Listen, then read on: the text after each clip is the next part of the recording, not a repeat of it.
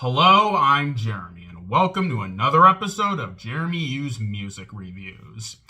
I listen to music and you hear my thoughts. If I could sum up the majority of 2022 music in one word, that word would be eh. Because while it was a great year for albums, which I'll go more in detail on in my upcoming best and worst albums list, it was an agonizingly mediocre year for hit music.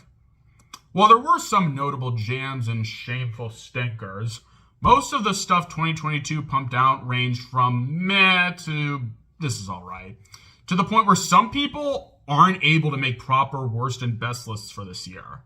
Thankfully, I was able to find some notoriety in the nothing burger that was 2022 music, so let's start with the stuff that sucked. This is my top 10 worst songs of 2022. Start us off, Carmen Skada. I fuck off, I hate Monday. It makes me wanna drive in the sunset. Only thing I can feel is upset. Then I'm gone and it ends with a punk game. A common theme of bad 2022 music is laziness, either through using recognizable samples to propel the song's success or just being incredibly boring and basic. And you'll see plenty examples of the former in this list. Case in point.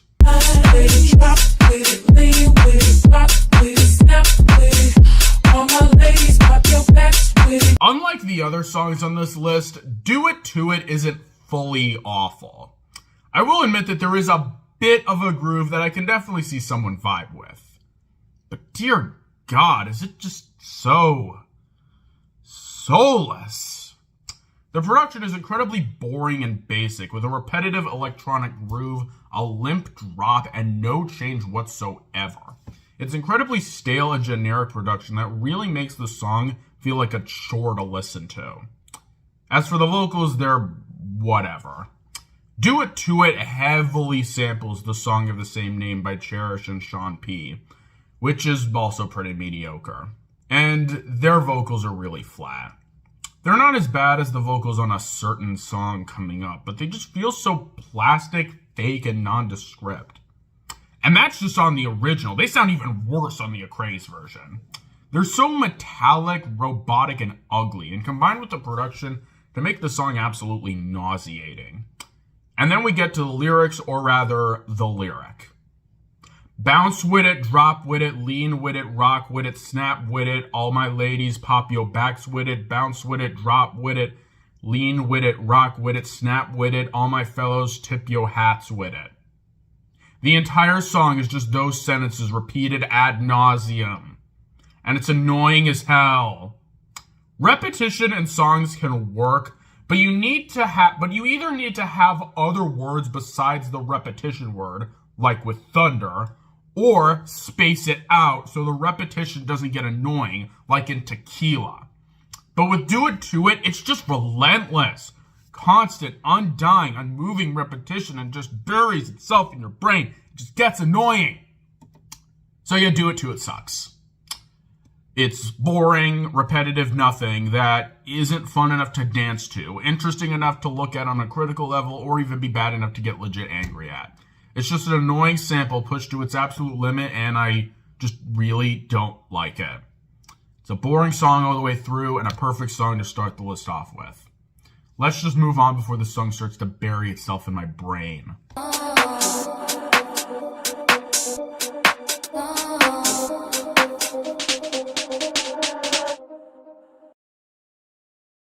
I fuck off, I hate Monday.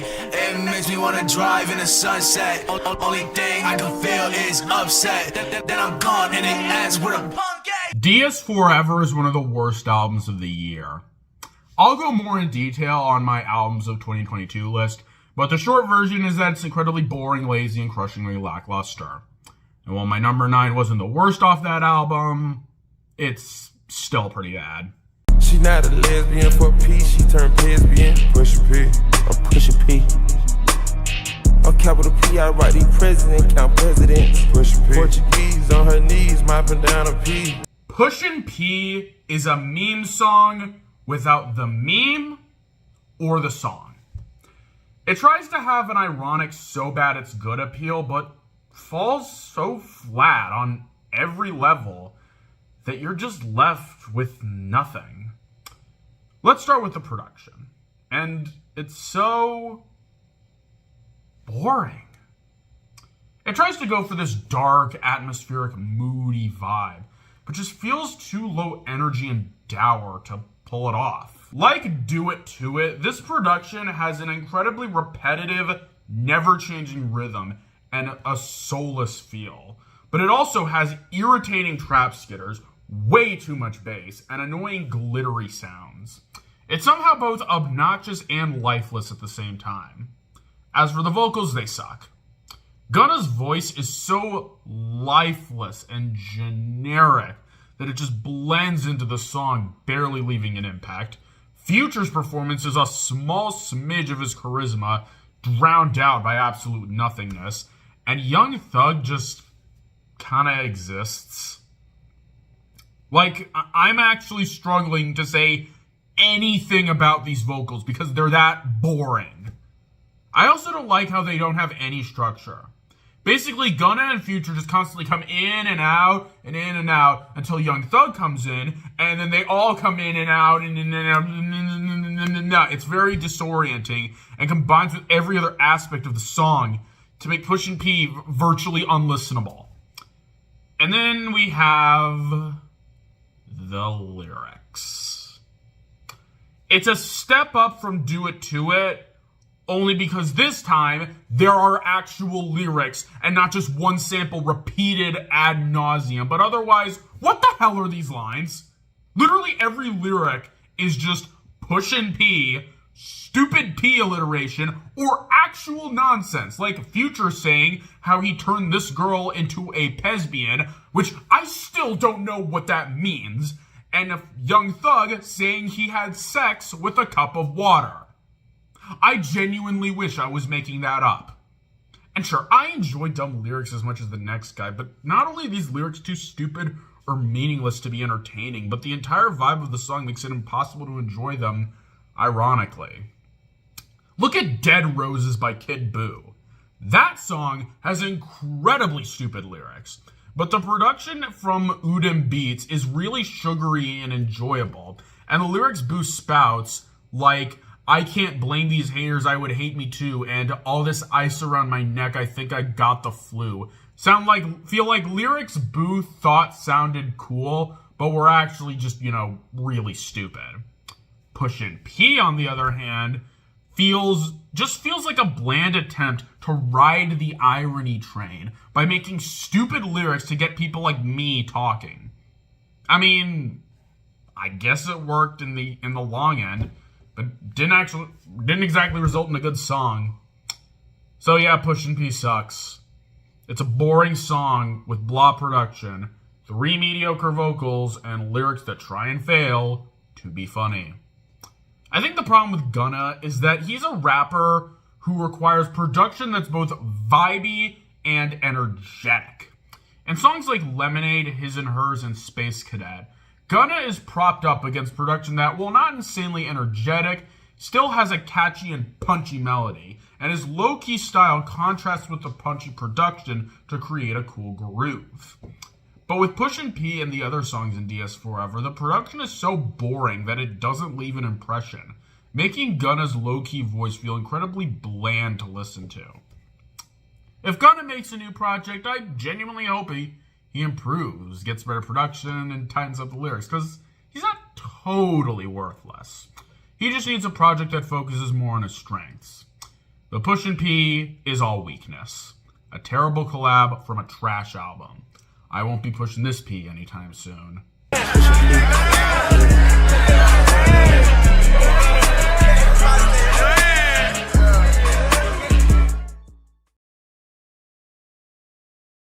I fuck off, I hate Monday. It makes me wanna drive in the sunset. Only thing I can feel is upset. Then I'm gone and it ends with a punk. Blue Dabba D by Eiffel 65 is an awesome song. The production is fun, the vocals are enjoyable, and the lyrics are enjoyably off the wall. I get why some people don't vibe with it, but I think it's a fun bop to jam to. So you can imagine how royally pissed I am about this next song. I'm good, yeah, I'm feeling alright.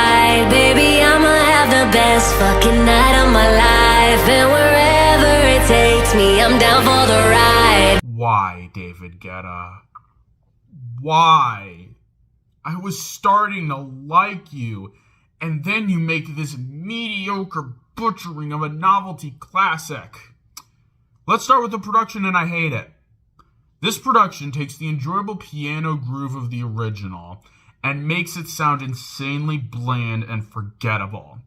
Guetta can be a good producer, as songs like I Can Only Imagine, Without You, and Especially If You Really Love Me, How Will I Know, all have incredibly energetic and fun production. But the production for I'm Good, it demonstrates Guetta's worst aspects as a producer, taking incredibly fun production and dulling it down into corporate slush with a drop so weak it couldn't lift a pebble. It's not his worst production, but it's up there. And then we have Baby Rexha. Baby Rexha is an artist who's always just kind of existed. Like, I don't hate her, but I don't exactly love her either. But in this song, she's legit terrible. She makes Gunna look like Freddie Mercury in terms of personality. She does not sound invested in anything she's singing about, which is bad on any song, but especially on a party song, which I'm Good is desperately trying to be. The reason songs like Give Me Everything and Party Rock Anthem work, aside from the fact that the production of both of those songs slap, is because Pitbull/Neo and LMFAO actually sound invested and like they're having a good time. Heck, as much as I hate We Can't Stop, at least Miley was able to communicate some kind of emotion in that song, even if it wasn't the intended emotion. But Rexha just sounds so bored and disinterested, and like she'd rather be anywhere else. I can't really blame her. As for the lyrics, they didn't even try. Going back to Give Me Everything and Party Rock Anthem, those songs both had memorable, albeit very goofy lyrics that combined with the production and vocals to make them incredibly fun, infectious bangers. But on Blue, every lyric in this song is just so disposable and boring. Either repeating the garbage chorus a million times or describing Bebe having fun at a party in the most generic way possible. It's like Guetta and Rexha went on a party song lyric generator website and just put down the first things they saw. It's insufferably lazy lyrics to go with an insufferably lazy song. Bottom line, I hate I'm Good Blue with a passion. The production is awful. Rexha sounds soulless, and the lyrics are nothing. This song only exists to cash in on a meme created by a much better song and to get two artists who aren't horrendous but have little going for them back into the limelight. It's cynical, it's boring, and it frankly makes me sick. Just listen to the original. Or if you want a song that interpolates or samples it, listen to literally any other version because they're all better than the cynical cash grab. Screw you, Guetta and Rexha. Screw you.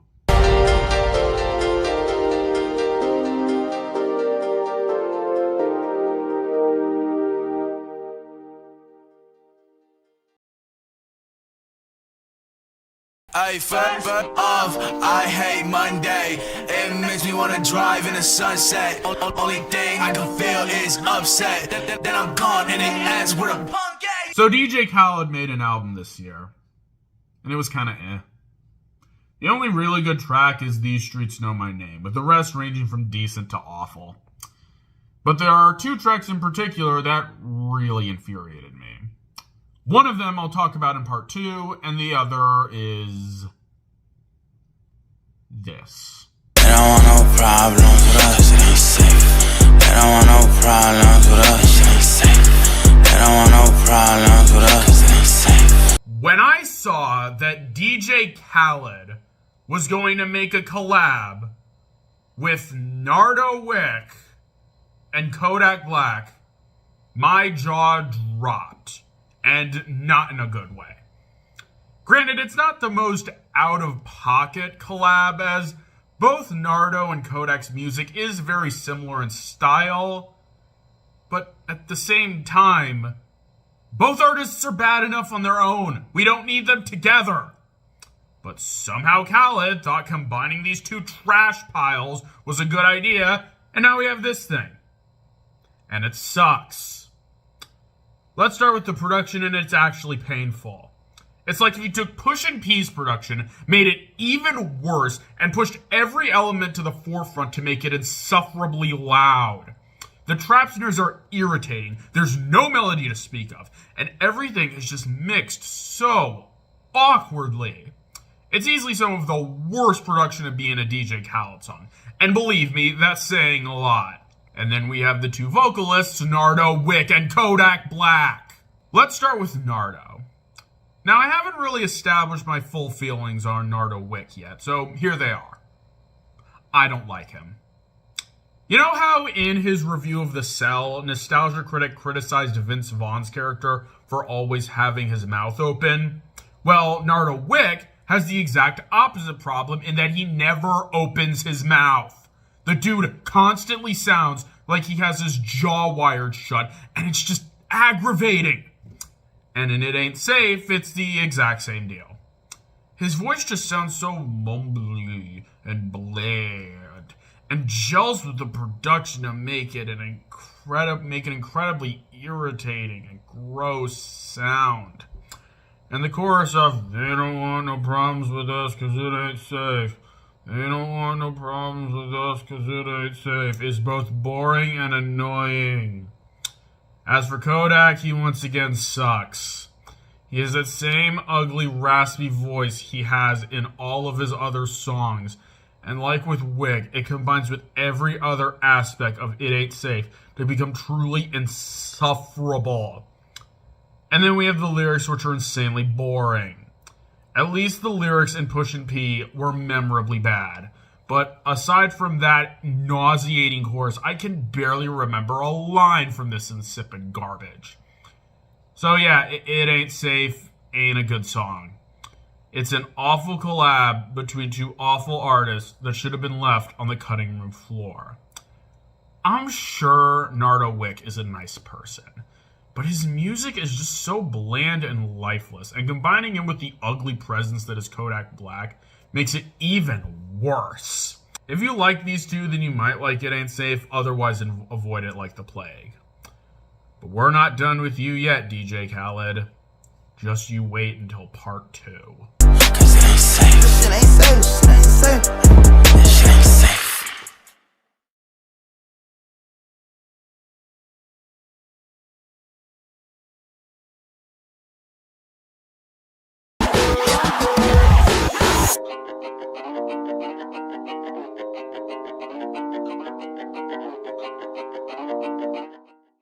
Blackpink is not my thing. I definitely get why a lot of people love them, and there are some songs from BP that I think are alright, like Love Sick Girls and Pink Venom, but overall they're just not the kind of music that I listen to. So keep in mind that my hatred of this song has nothing to do with the band itself, it's just legit actual garbage. When we pull up, you know it's a shutdown. 간판 내리고 문 잠가 shutdown. Whip it, whip it, whip it, whip it.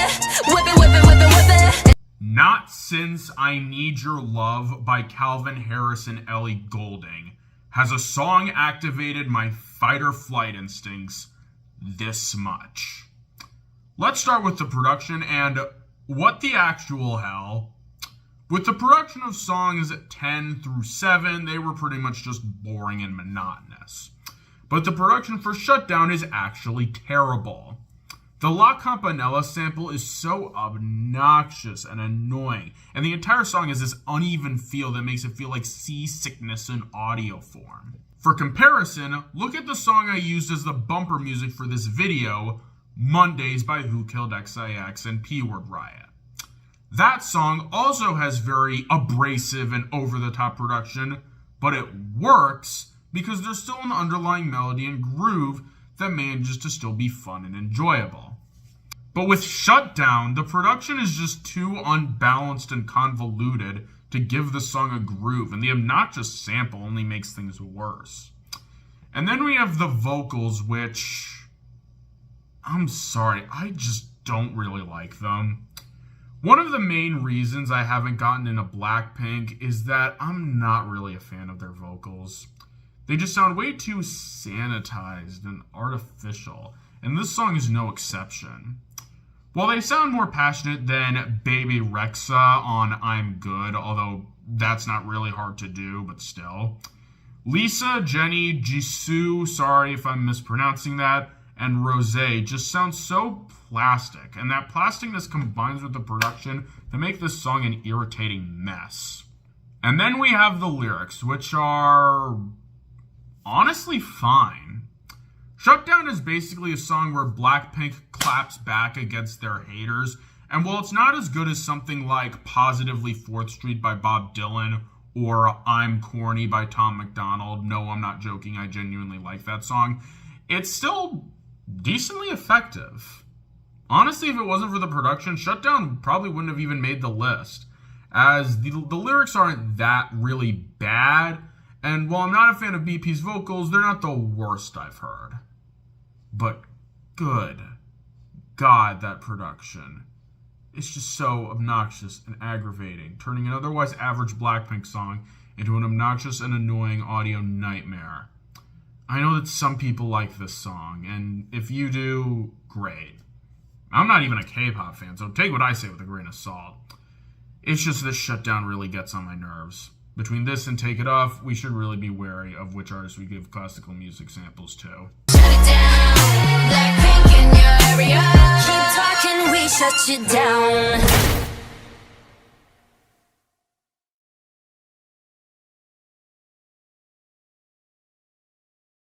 And that does it for part 1.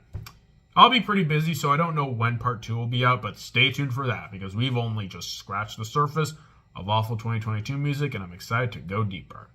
See you then, pals.